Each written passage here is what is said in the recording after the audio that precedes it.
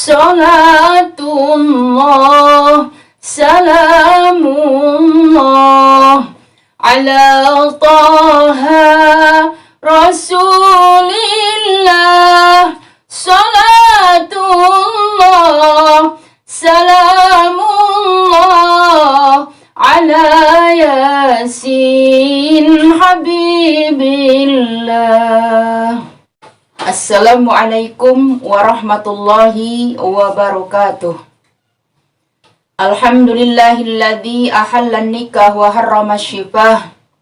Wassalatu wassalamu ala man la nabiyya ba'dah wa ala alihi wa ashabihi wa man tabi'ahu ila yaumil qiyamah. Amma ba'du.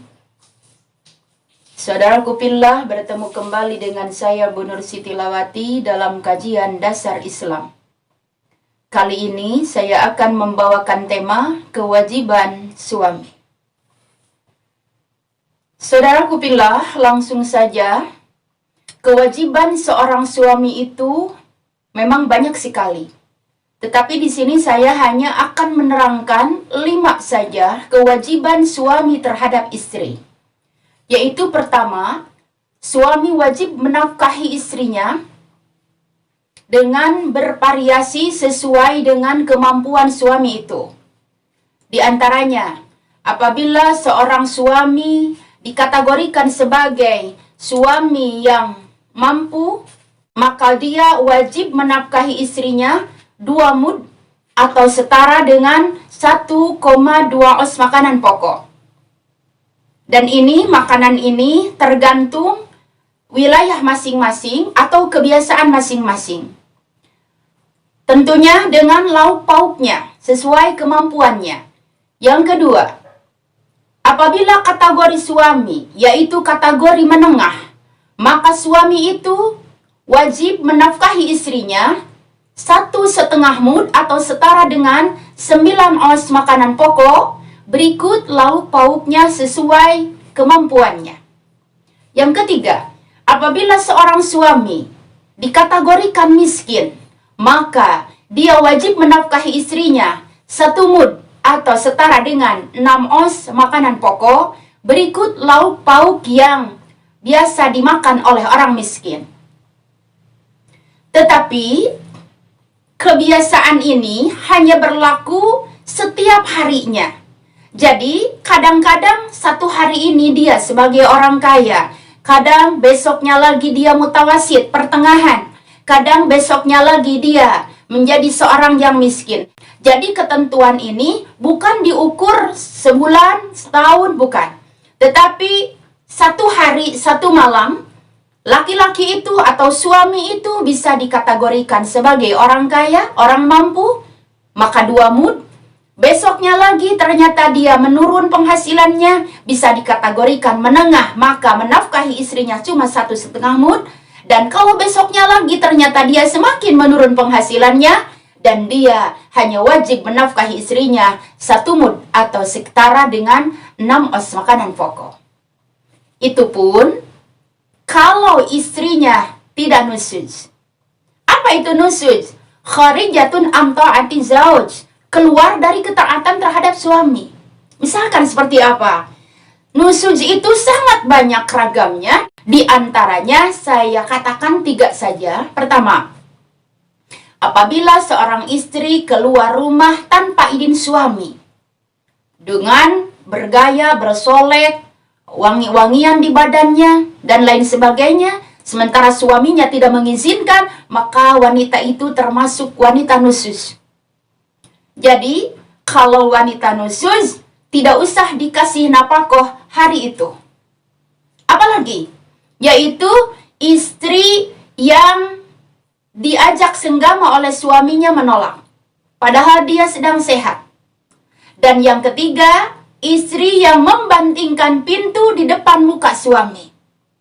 Nah, 3 kategori ini termasuk istri-istri yang nasizah, yaitu kharijatun an ta'ati zauj, keluar dari ketaatan terhadap suami dan menggugurkan nafkah di hari itu. Saudaraku fillah, bagaimana kalau seorang suami tidak mampu menafkahi istrinya yang tadi diatur. Maka istri bersabarlah dan kalau bisa menafkahi diri sendiri. Dengan cara dia keluar rumah kemudian berusaha mencari nafkah untuk dirinya sendiri. Atau kalau memang punya anak mungkin juga untuk anaknya. Nah, dalam hal ini perempuan keluar rumah untuk mencari nafkah karena suaminya miskin itu boleh. Tidak termasuk nasizah, tidak termasuk perempuan yang nusuz. Lalu bagaimana kalau seorang istri tidak mampu menafkahi dirinya sendiri? Berjualan tidak bisa, usaha pun tidak bisa. Bagaimana? Maka di dalam fikih dikatakan berhutanglah. Dan hutang itu akan menjadi hutang suami. Kalaupun suami di dunia tidak bisa membayar, tetap akan menjadi hutang sampai akhirat kelak. Tapi jangan salah, jangan menghutang yang bukan keperluan. Karena di sini suami tidak mampu memberikan nafkah, makanan pokok, maka berhutanglah makanan pokok. Misalkan, menghutang beras, asin, atau ikan, atau apa saja. Jangan ketika suami miskin, malah kita ribut. Ngutang motor, ngutang TV, ngutang baju, itu tidak dianjurkan. Sekarang jelas tentang dasar-dasar nafkah. Kemudian, yang kedua, kewajiban suami itu kiswah. Apa itu kiswah? Memberikan pakaian kepada istri dalam kurun 6 bulan sekali. Pakaian apa yang harus diberikan kepada istri? Semua yang dipakai perempuan. Dari mulai gamis, kerudung, siput, lalu dalaman, pokoknya semua yang dipakai istri itu harus diberikan setiap 6 bulan sekali. Lalu apa lagi? Kewajiban suami itu membelikan semua yang diperlukan untuk hidup istri. Seperti penunjang tidur, selimut, kasur, bantal, penunjang makan, piring, sendok, gelas, dan banyak hal yang harus dibelikan oleh suami terhadap istri, dan itu tamlik, menjadi milik istrinya. Tidak boleh diganggu-gugat lagi. Itu sudah menjadi hak istri. Tetapi bedanya, kalau kiswah atau memberi pakaian pokok, itu bisa gugur dengan nusud, sama dengan tadi memberi nafkah. Jadi ketika istri membantingkan pintu di depan suami, atau istri suka keluar tanpa izin suami, atau istri ketika diajak senggama tidak mau, maka kiswah pun gugur. Jadi si suami tidak usah memberikan pakaian selama 6 bulan sekali itu. Tetapi kalau masalah selimbut, kalau masalah alat-alat yang lain, itu tidak gugur. Karena masalah selimbut, bantal, kasur, itu kewajibannya bukan 6 bulan sekali, melainkan tajdid aja. Ketika sudah usang, ketika sudah robek, baru diperbaharui. Tetapi, saudaraku pilih, kalau melihat zaman sekarang, hukum ini tidak berlaku. Hukum di dalam kitab fikih ini tidak berlaku. Karena apa? Karena di zaman sekarang, suami itu lebih memberikan semua yang dia miliki kepada istri tanpa harus menghitung berapa per hari. Contohnya, kalau seorang suami itu pegawai pabrik, dia gajinya kurang lebih 3 juta. Maka ketika harinya gajian, biasanya istri sudah tahu. Dan akan meminta gaji itu sebesar 3 juta. Dan kalaupun kurang 100 ribu saja, biasanya istri akan bertanya, kemana nih yang 100? Karena mungkin mereka curiga akan diberikan kepada mamah muda. Nah, dengan kebiasaan ini, sebaiknya para istri itu berterima kasih kepada suami, karena suami di zaman sekarang tidak memakai hukum seperti yang ada di dalam kitab fikih. Entah mereka tidak tahu, atau mungkin karena saking sayangnya terhadap istri, sehingga istri dibebaskan untuk menafkahi dengan uang yang dia hasilkan dari kerja. Sehingga istri di zaman sekarang bukan hanya bisa makan, bukan hanya bisa membeli lauk pauk, tetapi istri di zaman sekarang itu setelah makan, kemudian bisa makan bakso, batagor, kemudian apalagi banyak lagi yang dibeli. Karena apa? Karena uangnya dia pegang. ini saya bacakan karena takutnya setelah teknologi tidak lagi berjalan, setelah kehidupan ini kembali lagi ke zaman Rasulullah Shallallahu Alaihi Wasallam, katanya, kata para ulama yang sangat jumhur ilmunya, tidak ada listrik, tidak ada lagi televisi, tidak lagi ada mobil dan motor.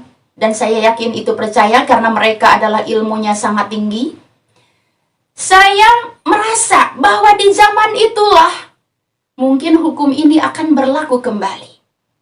Di mana para suami sangat kesulitan mencari nafkah. Mungkin bukan saja nanti ketika teknologi sudah tidak berjalan, tetapi sekarang pun mungkin banyak para suami yang merasa kesulitan mencari nafkah karena di PHK, yang tadinya gajinya 5 juta per bulan, sekarang hanya bisa menghasilkan 30.000 per hari. Nah, bisa diterapkan hukum ini. Jadi jangan sampai merasa suami tidak mampu. Selama suami masih memberikan 2 mood per hari, atau 1 mood setengah, atau setengah mood, suami masih dikatakan mampu. Dan para istri tidak boleh menuntut cerai. Walaupun mungkin bagi para perempuan atau para istri merasa kekurangan. Karena biasanya hari-harinya setelah makan itu, kemudian siangnya makan bakso, sorenya makan somai atau batagor. Sedangkan sekarang hanya bisa makan saja. Lalu kalau ada yang bertanya, apa dasar hukumnya tentang suami wajib nafkah dan wajib kiswah? Ini adalah hadis Rasulullah Sallallahu Alaihi Wasallam, hakul mar'ati ala zawj ayut'imuha idha ta'ima wa yaksuha idha tasa wa la yadribu al-wajha inda nusyuziha wa la yuqabbihu ay qabbahaqallahu wa la yahjuru illa fil madaji. Hadis Rasulullah Shallallahu Alaihi Wasallam tadi menjadi dasar bahwa suami wajib menafkahi dan wajib kiswah terhadap istrinya. Kata Rasulullah Shallallahu Alaihi Wasallam, hak seorang istri dari suami itu yaitu memberikan makan kepada istri apabila suami makan, dan memberikan pakaian kepada istri apabila suaminya berpakaian. Jadi kalau suaminya tidak makan atau suaminya jangankan memberikan istrinya, dia pun hanya berpakaian satu dengan pakaian yang sudah lusuh, maka suaminya tidak wajib menafkahi dengan kontan, tetapi mungkin dengan ngutang tadi. Kemudian hadis tadi mengatakan wala yadribu al-wajha. Ketika istri nusuz, yang tadi dikatakan nusuz itu keluar rumah tanpa izin suami, maka tidak boleh dipukul. Apalagi memukul wajah, itu tidak boleh. Kemudian tidak boleh menjelek-jelekan istri. Ya, walaupun istri kita adalah seorang istri yang nusuz, keluar dari ketaatannya, tidak boleh dijelek-jelekan. Seperti bahasanya qabbahakillah. Semoga kamu dijelekan oleh Allah. Atau dijelekan kepada tetangga, itu tidak boleh. Kemudian kalau istri nusuz, tidak boleh dikeluarkan dari rumah atau diusir, melainkan hanya ditinggalkan dari kamar saja. Kalau biasanya tidur berdua, karena tadi istri keluar dari rumah tanpa pamit atau tanpa izin, maka boleh oleh suaminya ditinggalkan. Jadi istrinya tidur di kamar, lakinya tidur di kursi. Yang ketiga, kewajiban suami terhadap istrinya itu yaitu maskan. Apa itu maskan? Yaitu memberikan rumah untuk ditinggali istrinya. Tetapi sifatnya bukan tamlik. Ini hanya imta'an. Jadi artinya suami tidak diwajibkan membelikan rumah untuk istri, tetapi suami dituntut untuk menempatkan istri di satu rumah. Baik itu rumah kontrakan, atau itu rumah pinjaman, atau itu nebeng di mertua, atau nebeng di tetangga, itu nggak masalah. Yang penting si istri jangan sampai kehujanan, kepanasan, tidak puguh tempatnya. Tetapi kalau di zaman sekarang bagaimana? Para istri itu dibelikan suami, bahkan aktenya juga akte rumah istri. Maka terima kasihlah Itu mungkin saking mencintainya suami kepada istri, sehingga banyak sekali yang dibelikan rumah dari sangat sederhana hingga rumah mewah. Berterima kasihlah, karena sebenarnya bagi suami itu tidak ada kewajiban membelikan rumah, hanya berkewajiban menempatkan istri di rumah saja. Dari mana ini keterangannya? Seorang suami wajib menempatkan istri di rumah. Dari kaulul ulama, yaitu wayajibu laha maskanun yaliku biha adatan walau bi ujratin fala yustaratu kaunuhu milkuz zawaji. Itu keterangannya, bahwa wajib bagi laki-laki, manfaat untuk perempuan, rumah yang layak. Ini bukan rumah mewah, tapi rumah yang layak untuk istri. Dan itu sesuai adat. Tidak harus disamakan antara satu daerah dengan daerah yang lain, karena mungkin akan beda penilaiannya menurut adat masing-masing. Dan maskan ini atau rumah ini tidak gugur dengan nusuz.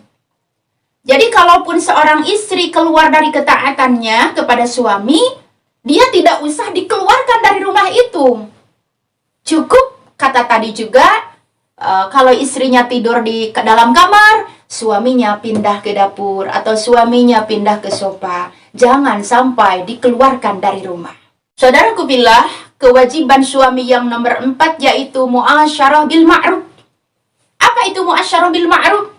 Menggauli istri dengan baik, dengan sopan santun, jangan memakai kekerasan, apalagi ringan tangan. Terutama sekarang didukung dengan undang-undang kekerasan dalam rumah tangga. Jadi, saya kira pantas sekali apabila seorang suami menerapkan pola kehidupan di dalam rumah tangga itu dengan sangat lembut, jangan memakai kekerasan, apalagi dengan pemukulan atau dengan menyakiti badan dan hati seorang istri. Itu tidak boleh. Jadi seorang suami harus bisa menjaga lidah agar tidak mengatakan sesuatu yang membuat hati istri luka. Karena biasanya kalau seorang perempuan atau seorang istri sudah terluka hatinya, akan mengurangi mawaddah dalam keluarga. Dan perintah muasyarah bil ma'ruf ini langsung diperintah oleh Allah Subhanahu wa taala, bismillahirrahmanirrahim, wa ashiruhunna bil ma'ruf. Kata Allah, pergaulilah mereka dengan baik. Dan yang kelima, kewajiban suami terhadap istri. Ini yang banyak dilupakan. Ini yang banyak tidak diketahui oleh para calon suami atau juga oleh para suami. Apa itu kewajiban suami nomor 5? Yaitu memberikan ilmu agama kepada istri dan kepada anak. Ilmu apa yang harus diberikan kepada istri? Dari mulai ilmu terkecil. Misalkan, ilmu tentang taharah, bersih-bersih, membersihkan pakaian, membersihkan badan ketika mau sholat. Kemudian ilmu wudu, berapa fardu wudu, berapa batalnya, berapa syaratnya wudu. Kemudian ajarkan juga tentang mandi besar dari junub. Bagaimana cara mandi besar? Berapa rukunnya? Berapa syaratnya? Apalagi ajarkan istri-istri dengan ilmu tentang haid. Misalkan, kalau istri haid, kapan berhentinya? Itu harus diketahui para suami. Tetapi bukan sampai di situ menanyakannya, melainkan harus ditanyakan kapan kamu berhenti dari haid. Karena apa? Walaupun ketika istri itu waktu haid tidak wajib kodok sholat karena terlalu banyak, beda dengan puasa.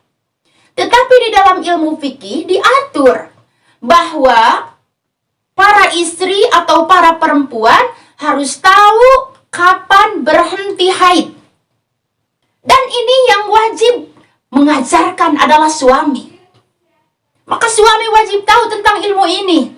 Contoh, ketika seorang istri berhenti haidnya itu sebelum subuh, maka berarti itu kalau sebelum subuh masih isya, tetapi akhir, maka si istri tersebut wajib qadha sholat isya dan maghribnya. Karena isya dan maghrib sah dijama, baik takdim atau takhir. Kemudian kalau seorang istri berhenti haidnya sebelum maghrib, berarti sebelum maghrib itu masih waktu asyar, cuma sudah mepet, maka si istri tersebut wajib mengqadha sholat zuhur dan asyar. Karena zuhur dan asyar sah dijama, baik takdim atau takhir. Dan pengetahuan ini wajib disampaikan oleh para suami.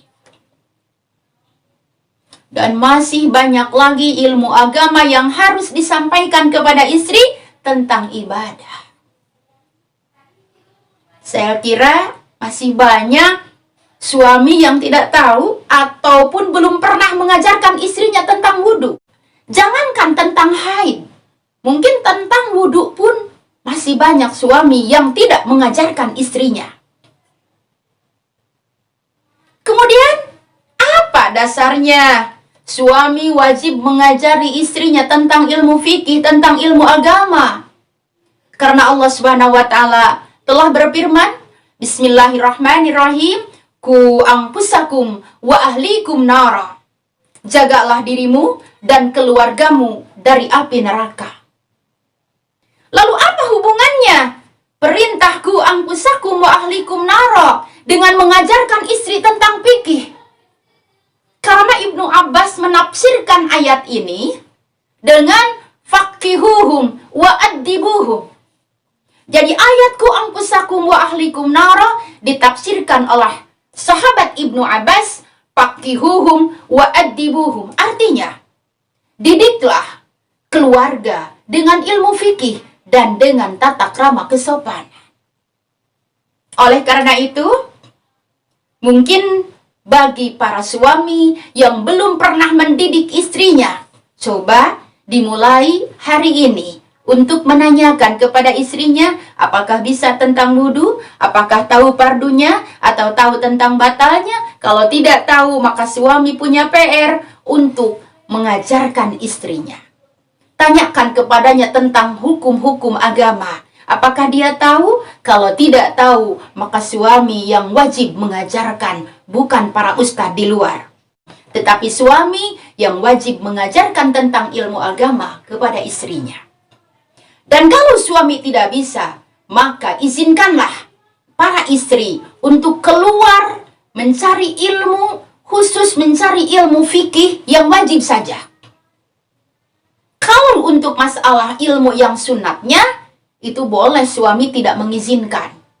Tapi kalau ilmu fikih yang wajib seperti fardu wudu, fardu sholat, syarat sholat, izinkanlah para istri untuk menemui ustadz atau ustazah untuk belajar ilmu kepadanya apabila suami tidak mampu mendidiknya. Saudaraku fillah, kenapa kok harus sekali mendidik istri? Karena ini bukan sekedar perintah para ulama di dalam kitab fikih, ini adalah perintah Allah Subhanahu wa taala. Bahkan Allah dengan spesial memerintah kepada suami untuk mengajarkan dan mengajak sholat. Jangan merasa lelah untuk mengajak sholat kepada istri dan anak atau keluarga. Allah memerintah, Bismillahirrahmanirrahim, wa'mur ahlaka bis-sholah. Perintahlah keluarga, tanda kutip istri dan anak, untuk sholat. Dan perintah ini sudah saya jelaskan lebih awal, bahwa ketika memerintah berarti spontan, seluruh komponen yang mendukung itu sholat juga diperintah. Karena al-amru bisyai' amrun biwasailihi. Memerintah sesuatu berarti diperintah juga yang mendukungnya atau komponen sesuatu itu. Memerintah sholat berarti diperintah juga untuk syarat, rukun, dan batalnya sholat wajib diketahui. Dan itu PR untuk para suami. Para suami dan para calon suami Mumpung masih ada waktu, mari untuk belajar membenahi rumah tangga. Karena apa? Karena kata seorang ulama besar yang bernama Abu Lais As-Samarqandi di dalam kitab Zawahiri, dia mengatakan, awwalu ma yata'allaqu birrajul yaumal qiyamah ahluhu wa auladuhu. Yang pertama berkaitan dengan seorang laki-laki dalam tanda kutip suami, yaitu ahluhu, dalam tanda kutip istri, wa auladuhu, dan anak-anak laki-laki itu. Lalu apa yang akan terjadi di akhirat kelak? Seorang istri yang biasa menyebut suaminya sayang, menyebut suaminya ayah, atau papi, atau abah, atau aa, maka di akhirat kelak akan berbalik. Mereka akan bilang kepada suaminya rojul saja.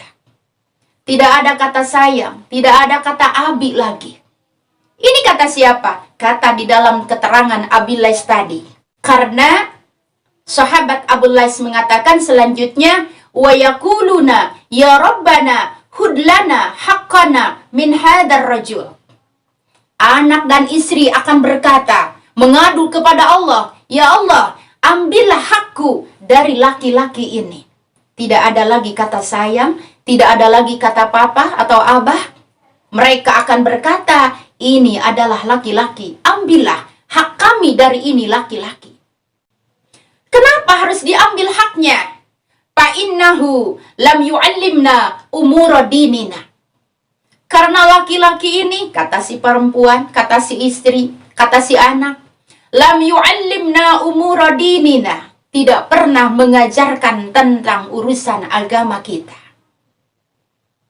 Jadi sekarang jelas bahwa mengajarkan istri itu hukumnya bukan main-main, tetapi wajib dan akan dipertanggungjawabkan di pengadilan abadi, yaitu nanti kelak di hari pembalasan. Kemudian diperkuat lagi, dipertegas lagi oleh sabda Rasulullah Sallallahu Alaihi Wasallam di dalam hadisnya, kullukum ra'in wa mas'ulun an ra'yatihi, war rajulu ra'in bi ahlihi wa mas'ulun an ra'yatihi. Yang artinya, kamu semua adalah pengembala dan akan ditanya tentang gembalaannya. Laki-laki dalam tanda kutip suami akan ditanya tentang gembalaannya, yaitu istri dan anaknya. Lalu apa yang akan ditanyakan di hari kiamat kepada para suami, yaitu apakah benar memberikan nafkahnya, memberikan kiswah, memberikan maskan, kemudian muasyarah bil ma'rufnya tepat tidak, dan yang terakhir akan ditanyakan apakah suami mengajarkan tentang ilmu agama atau tidak. Dan semua itu akan dipertanggungjawabkan nanti di hadapan Allah Subhanahu wa Ta'ala. Jadi sekarang sudah jelas bagi para pemuda yang mau menikah, menabunglah. Bukan hanya menabung uang, tetapi menabunglah ilmu untuk bisa berumah tangga dengan baik menurut agama. Jadi sekarang jelas bahwa rumah tangga itu tidaklah mudah, karena bukan hanya bermodalkan badan sehat, atau syahwat yang kuat, atau mobil yang mengkilat, atau rumah yang bertingkat, tetapi seorang laki-laki yang mau berumah tangga harus memiliki tabungan ilmu tentang syariat untuk bisa membawa anak dan istri menuju keselamatan dunia dan akhirat. Mohon maaf atas segala kesalahannya. Hudma sopada makadar billahi fisabilil haq. Wassalamualaikum warahmatullahi wabarakatuh. Bila sahabat Kadis ingin bertanya atau request buat ceramah selanjutnya, sahabat bisa komen di bawah atau DM di Instagram atau kirim lewat email yang ada di deskripsi box di bawah. Jangan lupa like, subscribe, dan share ke teman-teman kalian.